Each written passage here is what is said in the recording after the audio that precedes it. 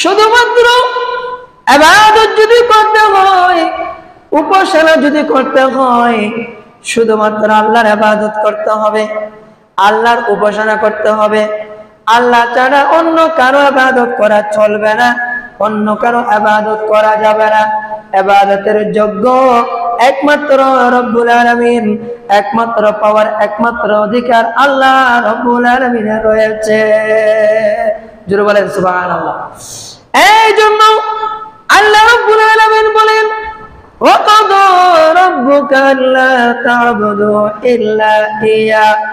ওগো মুসলমান, ওগো ঈমানদার, তোমরা আল্লাহ ব্যতীত অন্য কারো ইবাদত করিও না। এবং সাথে সাথে একে আয়াতের ভিতরে আল্লাহ বলেন, ওয়া বিল ওয়ালিদাইনি ইহসানা। ওগো মুসলমান, যে আল্লাহর ইবাদত করার জন্য আল্লাহ নির্দেশ দিয়েছেন, আল্লাহ হুকুম করেছেন, ওই আল্লাহ রাব্বুল আলামিন আবার হুকুম দিচ্ছে, বান্দা তোমরা ইবাদত করবা আমার এবং সেবা করবা মা এবং বাবার। সুবহানাল্লাহ। আল্লাহ রাব্বুল আলামিন কোরআন কারীমের মধ্যে সূরা বনী ইসরাঈলের 23তম আয়াতের মধ্যে একে আয়াতের ভিতরে একে হুকুম, আল্লাহর ইবাদতের হুকুম যেখানে দিয়েছেন, ওখানে মা বাবার সেবা করার জন্য আল্লাহ রাব্বুল আলামিন হুকুম করেছেন।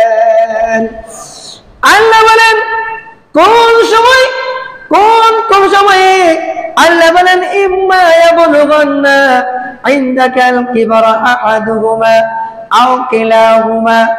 যখন তারা যখন বার্ধক্য অবস্থায় পৌঁছে যাবে, তারা যখন বুড়া হয়ে যাবে, তারা যখন বয়োজ্যেষ্ঠ হয়ে যাবে, এমন অবস্থায় যদি তোমার কাছে পৌঁছে যায়, ওগো ছেলে তুমি মনে রাখো, তোমার মা এবং বাবা দুইজনকে যদি তুমি বার্ধক্য অবস্থায় পাও অথবা একজনকে যদি পাও, তাহলে যদি তারা যখন বার্ধক্য অবস্থায় পৌঁছে যাবে, এমন সময় তারা নিজেদের কোনো কাজকর্ম করতে পারে না, নিজেদের ইনকাম সোর্স বন্ধ হয়ে যায়, নিজেরা হাতে নাতে চলাফেরা করার অনেক সময় অপারগ হয়ে যায়। এমন সময়ে যখন তোমাদের কাছে বার্ধক্য অবস্থায় পৌঁছে যাবে, তাদের মধ্যে একজন অথবা তারা দুইজনকে যখন পাবে, তখন তাদের প্রতি তোমরা ইহসান করবা, তাদেরকে দয়া করবা, তাদের সেবা শুশ্রূষা তোমরা করবে। সুবহানাল্লাহ।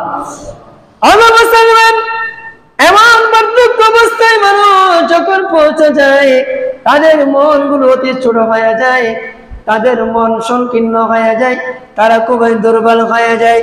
ওই সময় তুমি কোন অবস্থায় তাদেরকে ফালা তাকুল্লাহুমা উফফিন ওয়ালা তানহারহুমা, তাদের ব্যাপারে উফ শব্দ বলবে তারা, এমন কোন আচরণ তুমি করতে পারবা না। সুবহানাল্লাহ বলেন।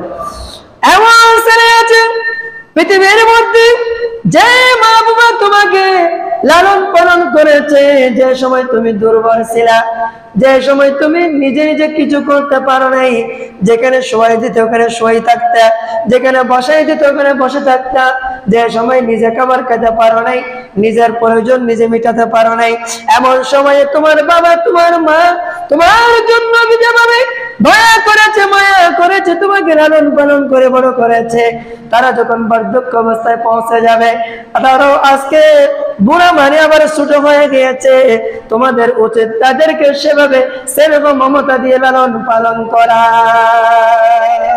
সুবহানাল্লাহ। আল্লাহ বলেন, এই সময়ের মধ্যে মুসলমান, ওগো আমার ছেলেমেয়েরা তোমরা সতর্ক, কোন সময় এই অবস্থায় মা বাবাকে ধমক দিয়ে কথা বলা যাবে না, তাদেরকে তাদের সামনে বড় আওয়াজে কথা বলা যাবে না, এমন শব্দ উচ্চারণ করা যাবে না যে শব্দের মাধ্যমে তাদের মনে আঘাত আসে, তারা দুঃখ পায়, উফ শব্দ বলে, তোমার কাছে বদদুয়া আসবে, এমন আচরণ থেকে তোমাকে বিরত থাকতে হবে। সুবহানাল্লাহ। তাহলে আমরা কিরকম করব? আল্লাহ শিখিয়ে দিচ্ছেন তোমরা বরঞ্চ কুল্লাহুমা কাওলান কারীমা, তাদের জন্য তাদের সামনে যখন তোমরা যাবে তাদেরকে সুন্দর সুন্দর ভাষা দিয়ে, মহব্বতের ভাষা দিয়ে, মহব্বতের আদর যত্ন দিয়ে তাদের সাথে কথা বলো। তার অতি নম্র ভদ্রভাবে তাদের সাথে তোমরা কথাবার্তা আচার আচরণ করো, যাতে করে তাদের মন হয়ে তোমাদের জন্য দোয়া বের হয়ে যায়। আর বলেন সুবহানাল্লাহ। তাহলে আল্লাহ শিখিয়ে দিচ্ছেন যে তোমরা তোমাদের মা বাবা যখন বার্ধক্য অবস্থায় পৌঁছে যাবে, যখন বুড়ো হয়ে যাবে, যখন তাদের চলাফেরা করতে অক্ষম হবে, এমন সময়ে যদি তুমি মা এবং বাবা অথবা মা যে কাউকে যদি পাও অথবা দুইজনকে যদি পাও, তাহলে তাদের ব্যাপারে আল্লাহ সতর্ক করেছেন তোমরা খবরদার ওই অবস্থায় মা বাবার সাথে বড় গলায় কথা বলিও না, উচ্চস্বরে কথা বলিও না, এমন ভাবে কথা বলিও না যে কথার কারণে তাদের মনের মধ্যে উফ আহ এরকম দুঃখজনক কোন শব্দ আসে, এরকম আচরণ থেকে তোমরা বিরত থাকো। সুবহানাল্লাহ। তাদের সাথে উত্তম কথা বলার জন্য আল্লাহ বলেছেন তাদের সামনে যখন যাবা অতি নম্রভাবে, অতি ভদ্রভাবে, অতি সুন্দর ভাষায় তাদের সাথে কথা বলতে হবে। ঠিক কেন বলেন? ঠিক কিনা বলেন? আজকে আমরা তো মা বাবার কদর বুঝি না। মা বাবা আমরা বুঝি না। একটা কথা মনে রাখবেন, যদি মা বাবাকে আপনি না বুঝেন, আপনার ছেলে সন্তান আপনাকে বুঝবে না। এটা আপনার বাপ্পা আল্লাহ আপনাকে দান করবে।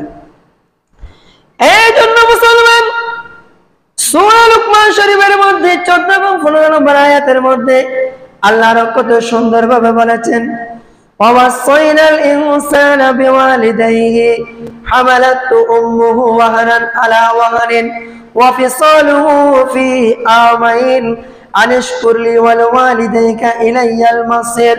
আল্লাহ রাব্বুল আলামিন কোরআন কারীমের মধ্যে ইরশাদ করতেছেন, আল্লাহ বলেন ওয়াসাইনাল ইনসানা বিওয়ালিদাইহি, আমি মানুষকে তাদের মা বাবার ব্যাপারে তাকিদ দিয়েছি, তাদের মা বাবার সেবার ব্যাপারে, তাদের মা বাবার ইহসান করার ব্যাপারে, তাদের মা বাবার প্রতি দয়াশীল হওয়ার জন্য আমি আল্লাহ তাকিদ দিয়েছি, তাদেরকে নির্দেশ দিয়েছি। কারণ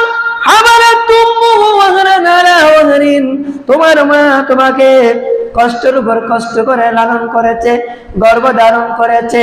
ও মুসলমান, একবার চিন্তা করুন, যাদের মা বাবা আজকে কবরে চলে গিয়েছে, তাদের মা বাবার কথা একবার চিন্তা করলে চোখের পানি ছাড়া ছাড়ার কোনো উপায় নাই। ও মা, এমন দয়াময় মা, সাধারণ একটু টিউমার হলে পেটের ভিতরে যদি কারো যদি একটা সমস্যা হয়, ওই ব্যক্তির কিরকম যন্ত্রণা, সে ভালো করে ঘুমাতে পারে না, খাইতে পারে না, শুইতে পারে না, তার যন্ত্রণায় পুরা আকাশ বাতাস বাড়ি হয়ে যায়।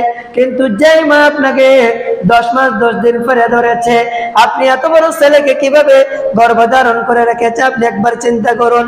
কোন সময় মা বলে নাই এই ছেলের জন্য আমি কষ্ট পাচ্ছি, এই শব্দ কোনো সময় উচ্চারণ করে নাই।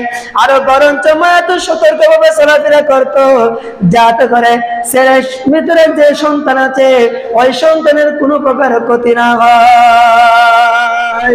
ঠিক কিনা বলেন? আপনি যখন মায়ের পেটের ভিতরে লাড়াচাড়া শুরু করেছেন, একবার যখন ফাও দিয়ে এদিকে ঠেস মেরেছেন, ওইদিকে ঠেস মেরেছেন, মা আল্লাহ শিক্ষার দিয়ে বসে গেছেন এমন কষ্ট সহ্য করে যে মা আমাকে আপনাকে লালন পালন করেছে। আল্লাহ বলতেছেন, ও মুসলমান, তোমরা তোমাদের মা কত কষ্ট করেছে, কষ্টের উপর কষ্ট করে তোমাদেরকে গর্ভধারণ করেছে। শুধু তাই নয়, একজন ছেলে যখন পৃথিবীতে আসে, প্রসব বেদনা এমন একটা কষ্ট যে মায়ের ডাকে আল্লাহর আরশ পর্যন্ত কাঁপতে থাকে। সুবহানাল্লাহ। এমন মা এমন কষ্ট করে আমাকে আপনাকে দুনিয়ার এই সুন্দর মুখ দেখাইছেন, আলোর মুখ দেখাইছেন। আল্লাহ বলতেছেন এরপর আরো কষ্ট আছে, ওয়াফিসালুহু ফি আমাইনি, তোমাকে 2 বছর পর্যন্ত মা দুধ পান করে তোমাকে বড় করেছে। সুবহানাল্লাহ।